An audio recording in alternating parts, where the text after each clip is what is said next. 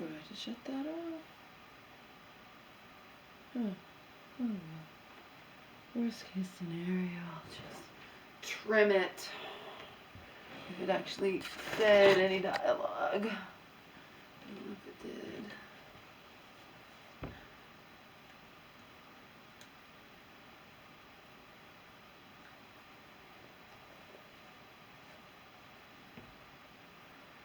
So this is part 2.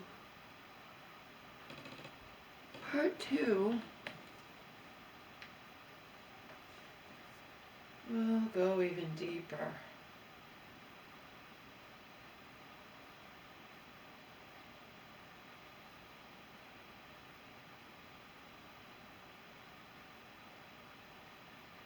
Nothing I ever say is gonna really convey how I am feeling these days. It's not good. The whole drone thing terrifies me.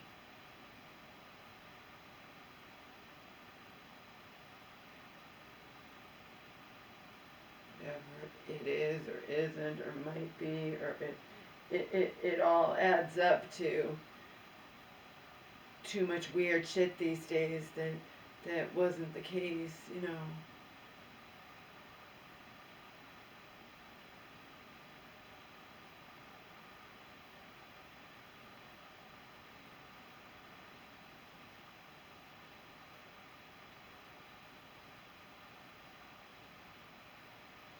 Even a decade ago.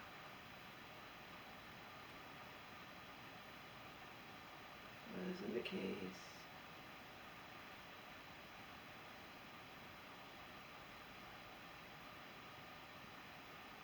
In my glory days when I only thought I was in pain and thought I didn't want to be here.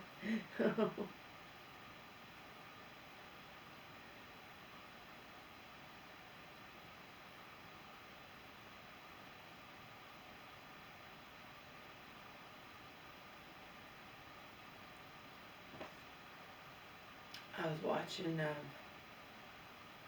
Inside Edition last night at the 7:30 edition, and it got interrupted by a major. Remember when this is periodically happening with department stores or banks or the center, we were okay, but this was a major security breach in Rhode Island. Major security breach.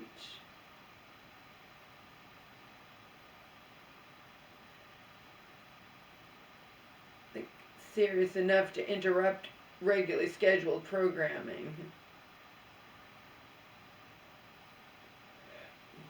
Again, a decade ago, this kind of shit wasn't happening, even a decade ago.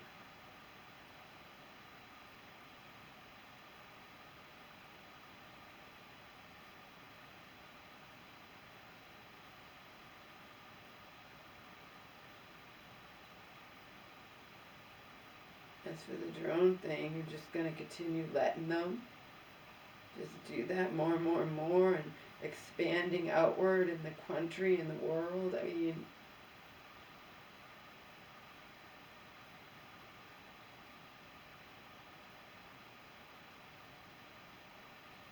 oh God, in quotations, why couldn't my mother and I have both been with Joe already years ago?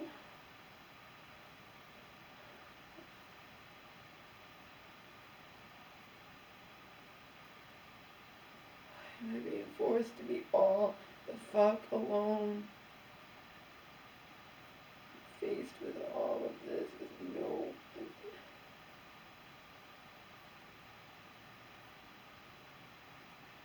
You already know the answer to that, Laura.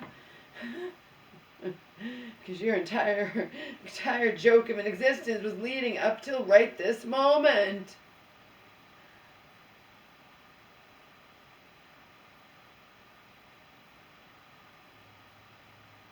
The final nails in your coffin.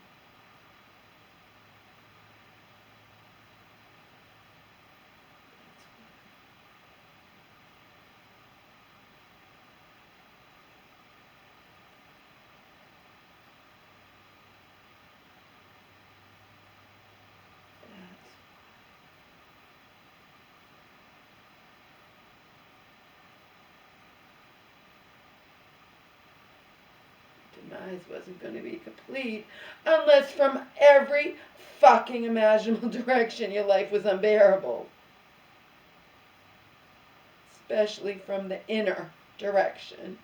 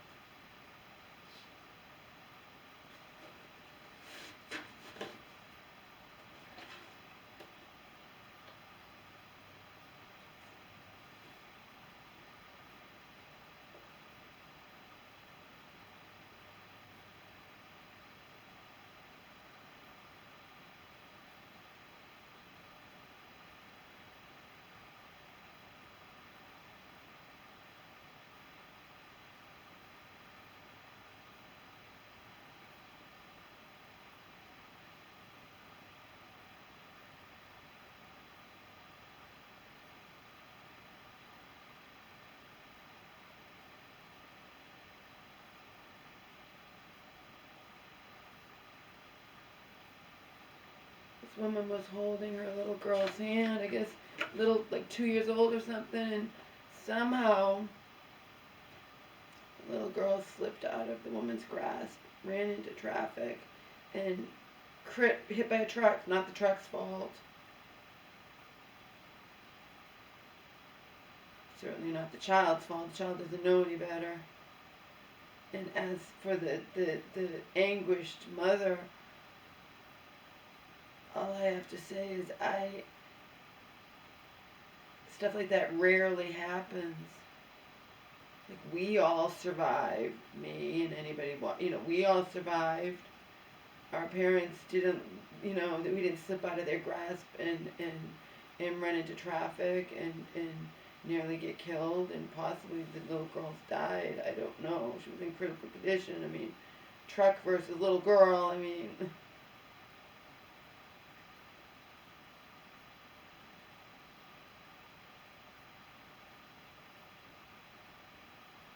It's all just a horrible tragedy. The point I'm making is that it very rarely happens. You know?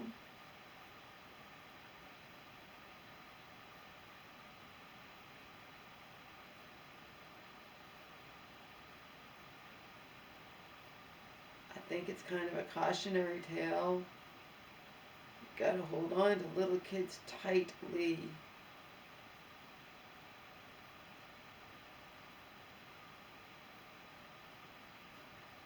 I've been waiting for public transportation and seeing things that I'm ready to spring into action.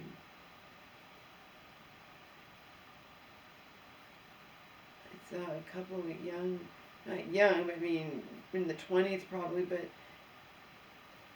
taking care of what was probably one of their kids, little child, 2 years old, and letting the child wander like far enough away from them that I'm watching in horror. Like, you are so fucking irresponsible. There's traffic. I mean, one wrong move from your kid, you can't predict what a kid's gonna do. Hence that little girl who ran into fucking traffic. Escaped from her mother's hand, somehow, and ran into traffic. Presumably she was trying to get to Daddy, who was working up the street or something. But what the bottom line is, it's a tragedy and it very rarely happens. I don't know if the little girl died, but she's in critical condition. And yet just recently I saw something that could have been, And you don't take your little kid's safety seriously enough.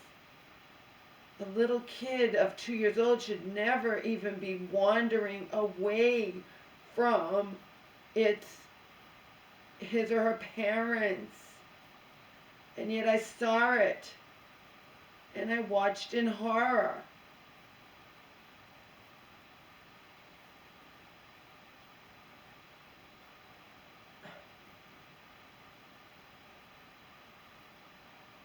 I'm not not talking about a kid that's 7, 8, or 9. You can tell by how tall. If it's a little kid, it's 2 years old. A 2-year-old should not be even 5 or 10 feet away from his parents, let alone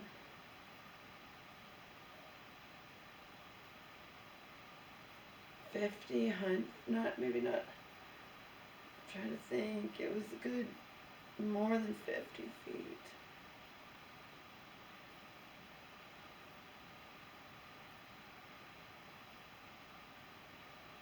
Parents take chances even with young kids. I've seen it happen more than once.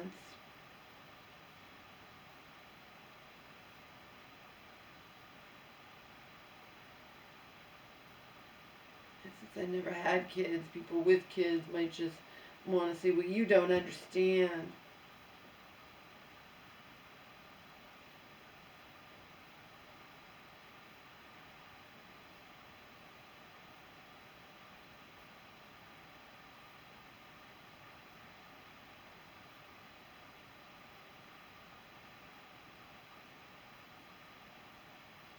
Stay right there. Don't move. I have to run to my car.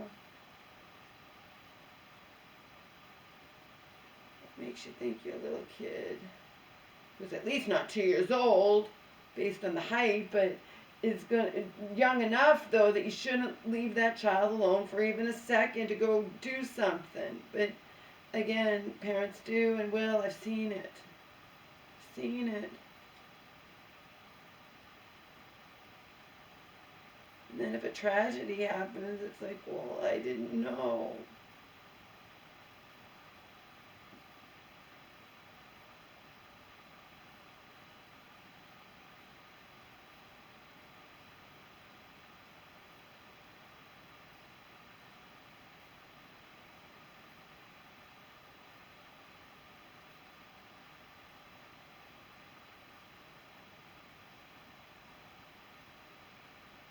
And that OnlyFans star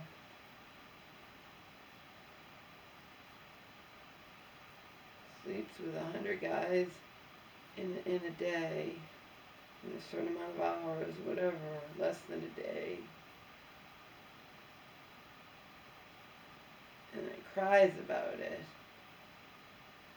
But in the same breath, talks about wanting to up her record and sleep with a 300 or 1,000. I mean,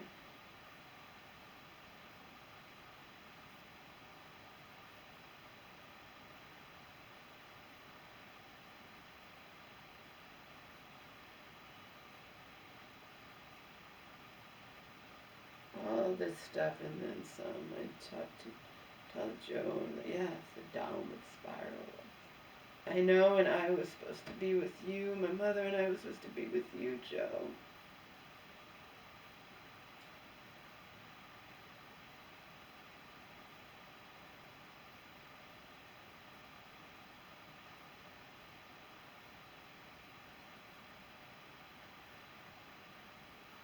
This former roommate's not wrong in her assessment of me, even briefly knowing me. I'm fucking falling apart.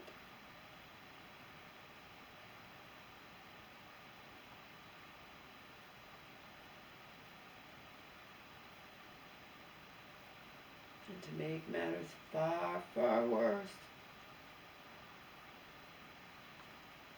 3 weeks in, and my mother is crying to me, wanting to go home. And it's like a dagger in me.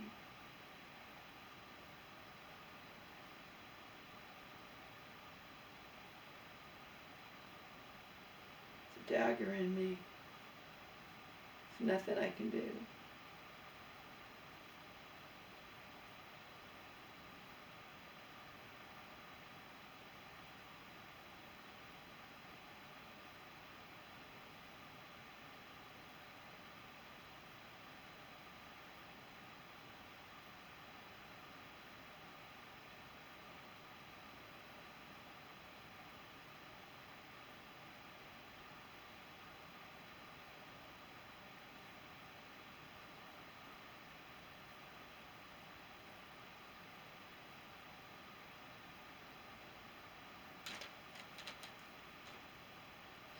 I ate thousands and thousands of calories of sweets in 2 days.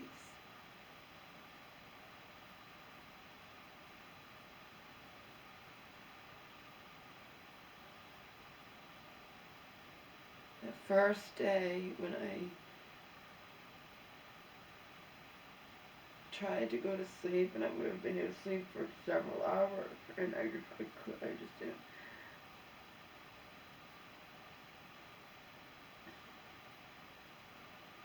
Of course, then I leave a voicemail that I'm sick of, and then everyone thinks, oh, what's wrong? Joe's like, take activated charge. No, it's. I wasn't really sick. I did feel nauseous in the middle of the night, but it's stress. It's stress.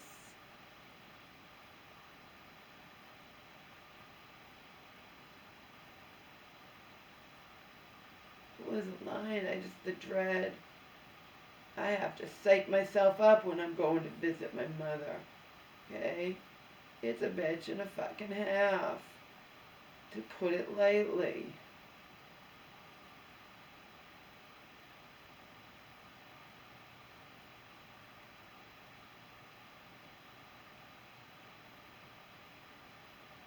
When she was in the shithole, it was a bitch and a half, but not as bad.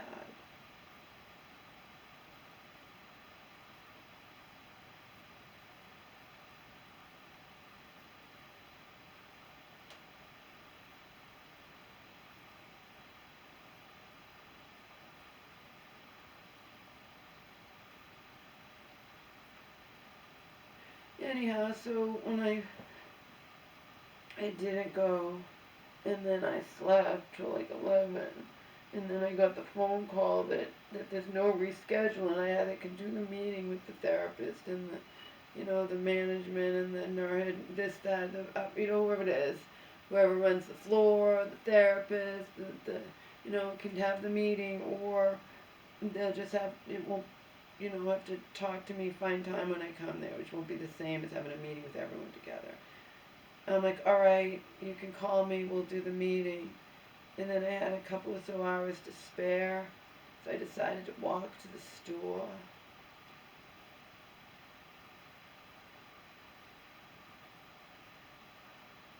And I bought a ton of sweets.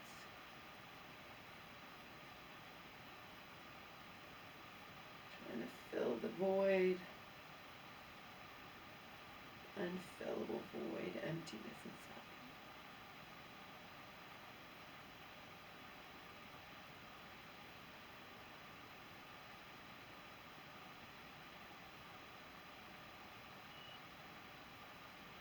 I did some errands and I ran back, almost didn't make it in time.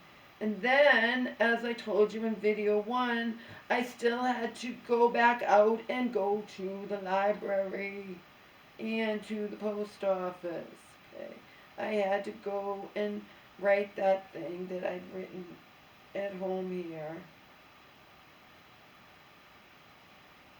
I put it on a flash drive, but then I tweaked it on the library computer. They have Word, I don't have Word. So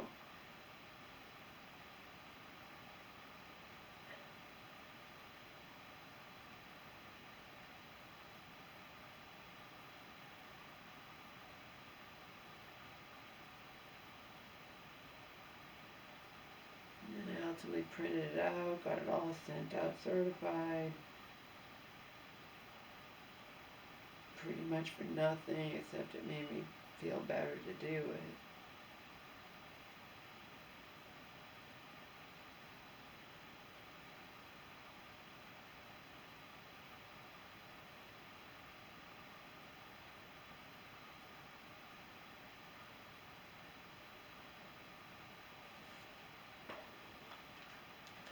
So that's why, even though I ate a ton of sweets, I ate sweets before I left, I ate sweets coming back.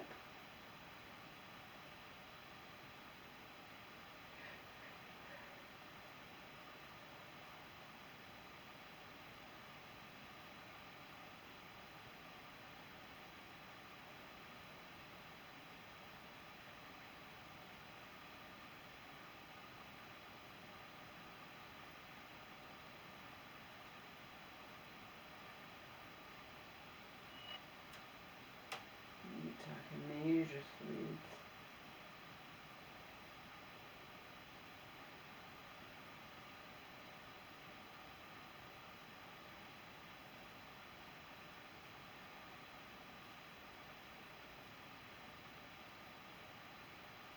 That's my thing. Regular food's not my thing. Sweets are my thing.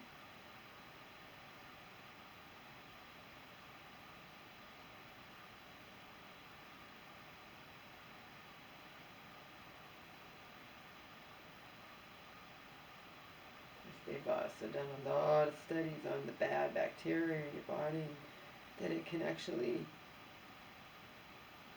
some of you might not believe it, but that it influences your mind and makes you crave sweets because it wants sweets. It wants to feed off of sweets.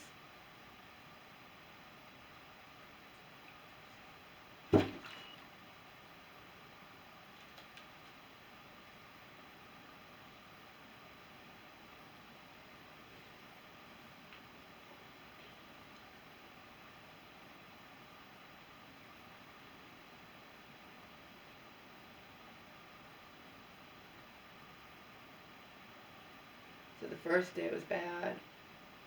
I bought all kinds of sweets. I added it all up. It was about 3,000 calories of sweets. Not in one sitting, in the course of, several hours. And then the next day I went to visit my mom. And on the way home I bought more sweets.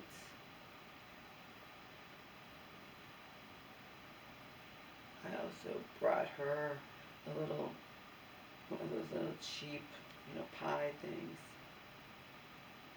I had just a bite of it only because I wanted to compare brands. Because I've gotten those pie things at different stores and different, situations.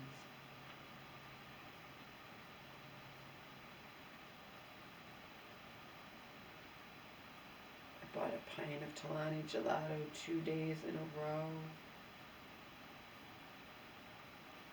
Pecan one the first day, and the caramel crunch the next day.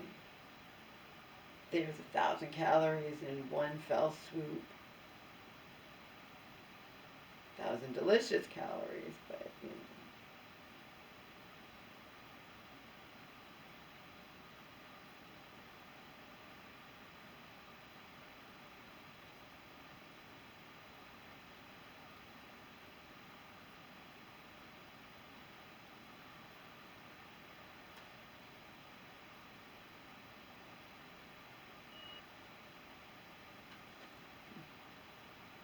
I just felt like having sweets.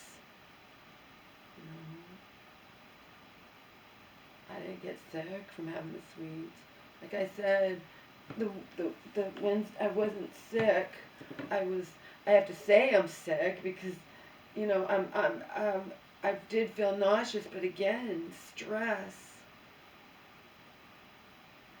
But people understand more, and plus you don't have to get into it. Plus, I don't want the former roommate's already telling me to go to see a doctor and get put on Ativan or something. I have it in voicemails from her.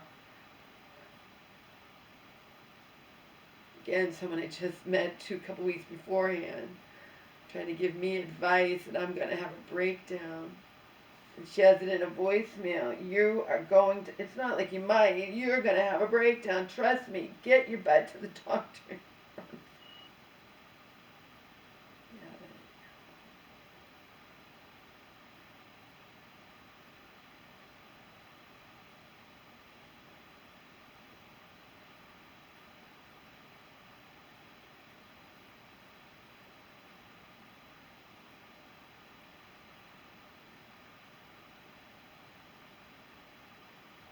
Why do you have a pillow over you? To cover my belly, why do you think?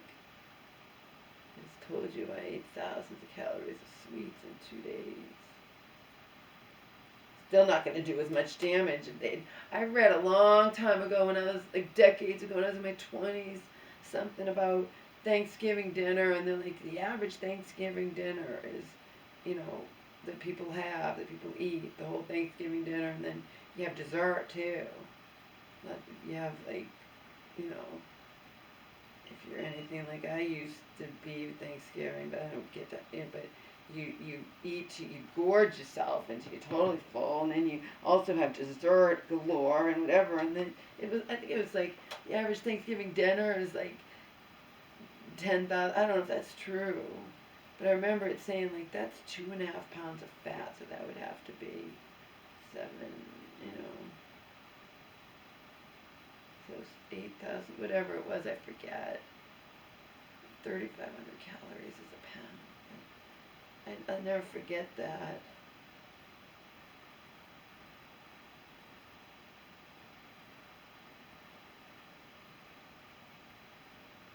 Yeah, that first day. The next day it was less than 2,000. It's a lot of calories of sweets.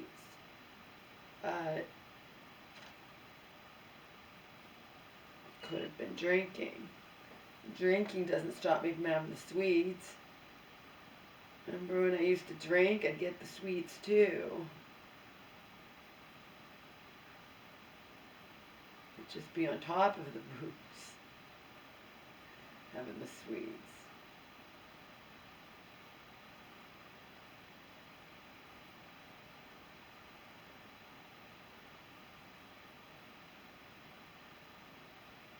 So I was thinking about that 36-12 type of intermittent fasting. You have nothing but plain water, no calories for 36 hours. And for 12, you can have whatever you want. Eat, drink, whatever you want. Well, it doesn't say drink, and it certainly doesn't include like booze or something. You can eat whatever you want. 12. You have to plan when you start it, because you want your eating window to not be in the middle of the night. I was thinking about that. You got to plan when you start it.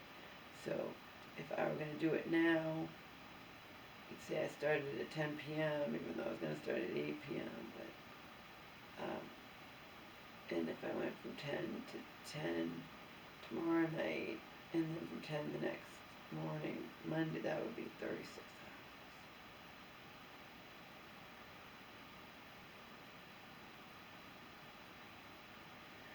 The whole point is that I was calculating it. You have to start so that you have your 12-hour eating window during the day. And preferably be like during the day, like 7 to 7 or 8 to 8 or something along those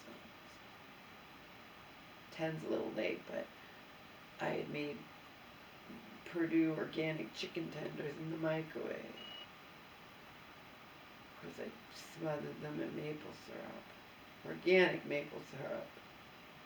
Again, little bacteria got all that sugar and from me, and now it wants more and more and more. Doesn't matter if it's in the form of organic maple syrup or in the form of the sweets that I get that are not even remotely organic.